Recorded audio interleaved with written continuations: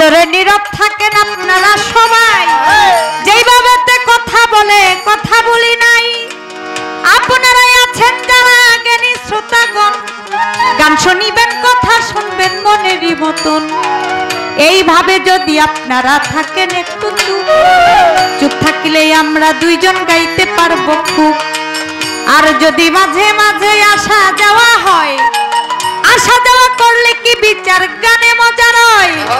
বসে বসে আপনারা করবেন একটু দোয়া, আপনাদের দোয়া পেলে হবে রে গান।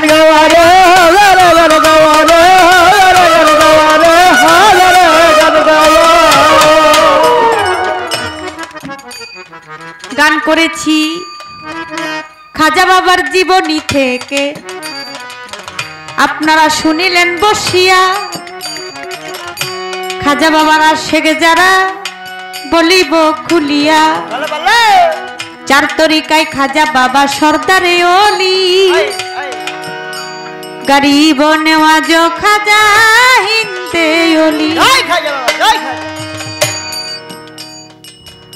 খাজা বাবা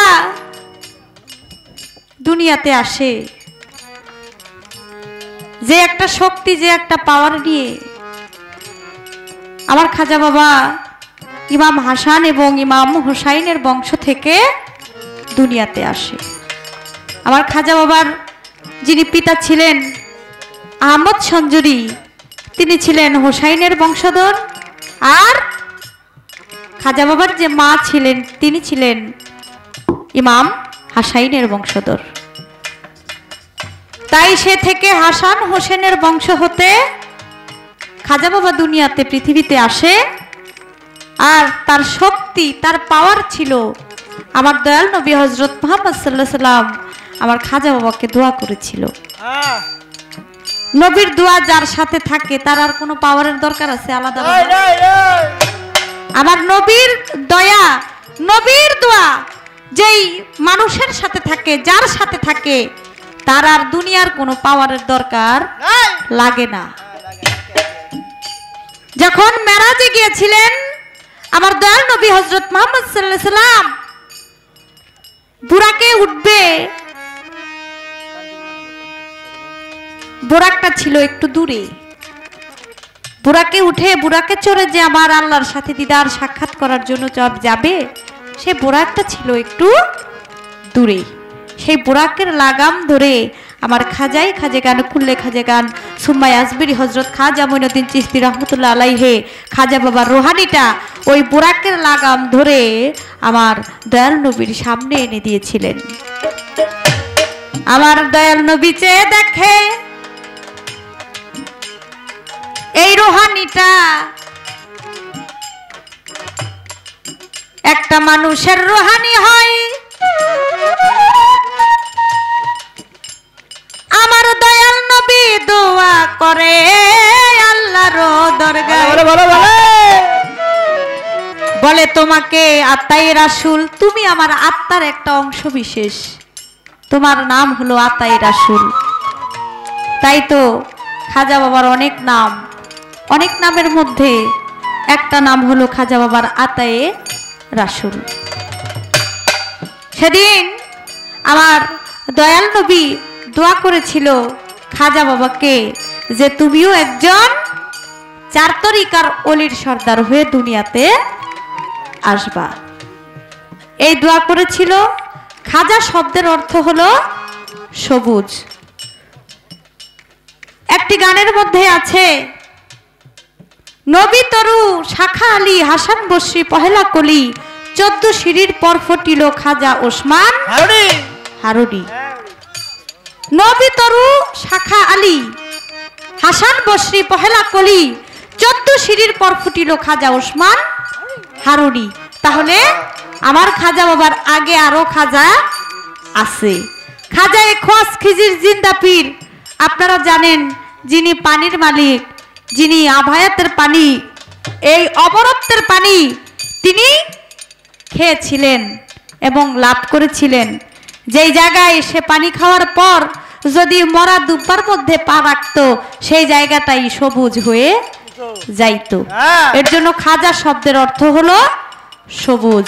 তাই আমার খাজা বাবার নিশান, আমার খাজা বাবার প্রেমিক যারা, তারা অবশ্যই বিশ্বাস করে আমার নবীর দোয়া খাজা বাবার সাথে আছে। এর জন্য এটাই হলো আমার খাজা বাবার সবচাইতে বড় পাওয়ার। ওসমান হারুনির কাছে বায়াত হয়েছেন আমার দয়াল নবীর আদেশ ক্রমে, গিয়েছেন মদিনায়। এইরকম অনেক অনেক ঘটনা খাজা বাবার জীবনের মধ্যে আছে। সেই জীবনী উল্লেখ করে যদি কথা বলি, আমরা দুজন শিল্পী, রাত শেষ হয়ে যাবে। খাজা বাবার জীবনী, বড় পীর সাহেবের জীবনী বলে শেষ করা যাবে না।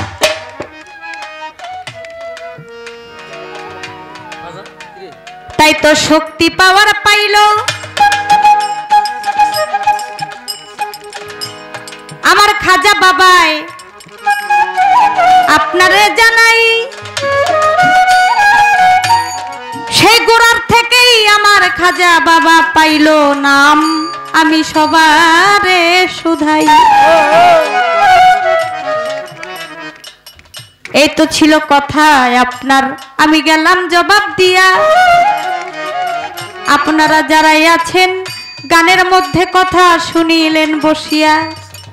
14 বছর বয়সে খাজার পিতা মাতা মরে, বাবার সম্পত্তি থেকে পেয়েছিল একটা আটা পেশার মেশিন আর একটা ফলের বাগান। যেই ফলের বাগানে ফল বিক্রি করে খাজা বাবাই নিজেও খাইতো, আবার এতিমদেরকেও বিলায় দিত, এতিমদেরকেও খাওয়াইতো। আমার নবী করিম হযরত মুহাম্মদ সাল্লাল্লাহু আলাইহি সাল্লাম যেমন এতিমদেরকে ভালোবাসতেন, আমার খাজা বাবাও এতিমদেরকে ভালোবাসতেন। একদিন আমার খাজা বাবা যখন ঈদের দিন নামাজ পড়তে গেছে, গিয়া দেখে মাঠের একটা কোণার মধ্যে একটা শিশু বাচ্চা কাঁদে। গিয়ে বলে, ভাই তুমি কাঁদো কেন? বলে, দেখো আজকে ঈদের দিন কত শিশুরা সুন্দর জামা পরে, নতুন নতুন জামা পরে ঈদের মধ্যে নামাজ পড়ার জন্য এখানে উপস্থিত হয়েছে, আর আমার তো বাবাও নাই মাও নাই, এর জন্য আমার নতুন কাপড়ও নাই। তোমাদের খুশি আর আমার হলো দুঃখ, এর জন্য আমি কোণার মধ্যে, মাঠের কোণার মধ্যে দাঁড়ায়া দাঁড়ায়া কাঁদি। আমার খাজা বাবা নিজের পোশাক ওই বাচ্চাকে দিয়া, সে ওই বাচ্চাকে নিয়া তখন শ্যামাই সিন্নি তার মা রান্না করেছিল, সেটা সে বাচ্চাকে নিয়া খাইল। তাহলে এতিমদের প্রতি আমার খাজা বাবারও মহব্বত ছিল। সেই ফল বাগানের মধ্যে একদিন ইব্রাহিম কুন্দুজি নাম এক পাগল আসে। সেই পাগল আইসা বলে, আমি আজকে কয়েকদিন যাবৎ খানা খাই নাই, আমার পেটটা খালি, আমার অনেক ক্ষুধা পেটে, যদি কিছু খাবার থাকে তুমি আমাকে কিছু খাবার দাও। খাজা বাবাই তাকে যত্ন সহকারে আদবের সহিত বসাইয়া তার ফল বাগান থেকে কিছু ফল ওই পাগলের সামনে এনে দিল। পাগলে আমার খাজা বাবার আদর আপ্যায়নে খুশি হইয়া নিজের থেকে নিজে কিছু ফল খাইয়া সেখান থেকে চাবাইয়া ওই খাজা বাবাকে খাইতে দিল। আর খাজা বাবা ফল খাইয়া 7 আসমানের উপরে কি হয়, 7 জমিনের নিচে কি হয়, ডাইনে কি হয়, বামে কি হয়, সামনে কি হয়, পিছনে কি হয়, খাজা বাবা চোখের পলকে এক জায়গায় দাঁড়াইয়া সব দেখতে পারে। সুবহানাল্লাহ। তখন খাজা বাবা বলেছিল, আপনি আমাকে মুরিদ করেন। ইব্রাহিম কুন্দুজি বলেছিল, আমি একজন মকজুমলি। মকজুমলি যারা, তারা কারো কাছে বায়াত হয় না, কাউকে বায়াত করে না। মকজুমে সালেকিন যারা, তারা একজনের কাছে বায়াত হয়, আরেকজনকে বায়াত করতে পারে। সে বলেছিল, নিশাপুর গ্রাম, হারুন নামক গ্রাম, নিশাপুর এলাকায় হারুন নামক গ্রাম, সেখানে চলে যাও। সেখানে গেলে ওসমান হারুনির কাছে তুমি বায়াত হইতে পারবা। তাই ইব্রাহিম কুন্দুজির কথা মতো আমার খাজা বাবাই সেখানে গেল। সেখানে গিয়ে তিনি বায়াত গ্রহণ করল। আমি একটি কথা জানিবারে চাই, বড় পীরের জীবনী ধরে আমরা কিছু শুনতে চাই। আমি একটু সামনে বাড়ায় জিজ্ঞেস করি, কারণ জন্মলগ্ন থেকে যদি জীবনীর জন্মলগ্ন থেকে জিজ্ঞেস করলে জন্মের কথা বলতে বলতে শেষ হয়ে যায়, সামনে কি আছে সেটা আমাদের জানা এবং শোনা হয় না। আমরা একটা অলির দরবারে এখানে আসছি, এখানে গদি নিশিন পীর আছে এবং পীর যারা ধরছেন সেই লোকজনও এখানে আছেন এবং আমার বাবা ভান্ডারীর মুরিদান অনেকে মাইজ ভান্ডার শরীফের ভক্ত সেখানেও এখানে আছেন। আমি একটি কথা জানতে চাই, বড় পীর আব্দুল কাদের জিলানী, মাহবুবে সুবহানী, কুতুবে রাব্বানী, গাউসে সামদানি, শেখ মহিউদ্দিন বড় পীর আব্দুল কাদের জিলানী জীবনী পড়লে দেখা যায়, জীবনী পড়লে পড়া যায়, শোনা যায় যে বড় পীর আব্দুল কাদের জিলানী তিনি শিশু অবস্থায় একদল ডাকাইতকে তিনি মুরিদ করছিল।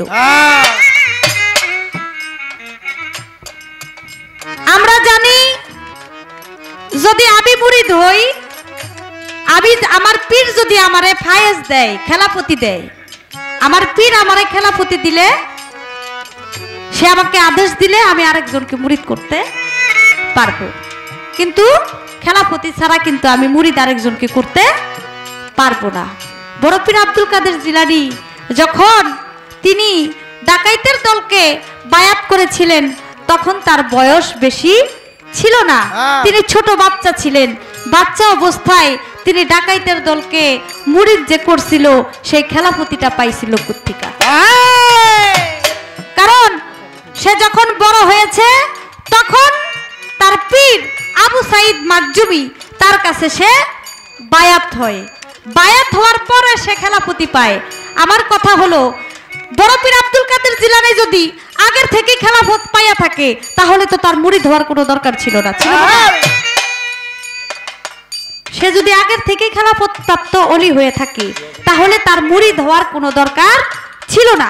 সে তো খেলাফত পাইয়েই গেছে, সে তো মুরিদ করতেই পারে, তার আর মুরিদ হওয়ার দরকার ছিল কি? আমার কথা হলো আমার জননীর কাছে, আপনার কাছে জানতে চাই যে সে শিশু অবস্থায় যে মুরিদ করলো সে খেলাফতিটা পাইল কই? আর খেলাফতি যদি আগের থেকেই পেয়ে থাকে তাহলে সে আবার মুরিদ হইল কারণটা ছিল কি?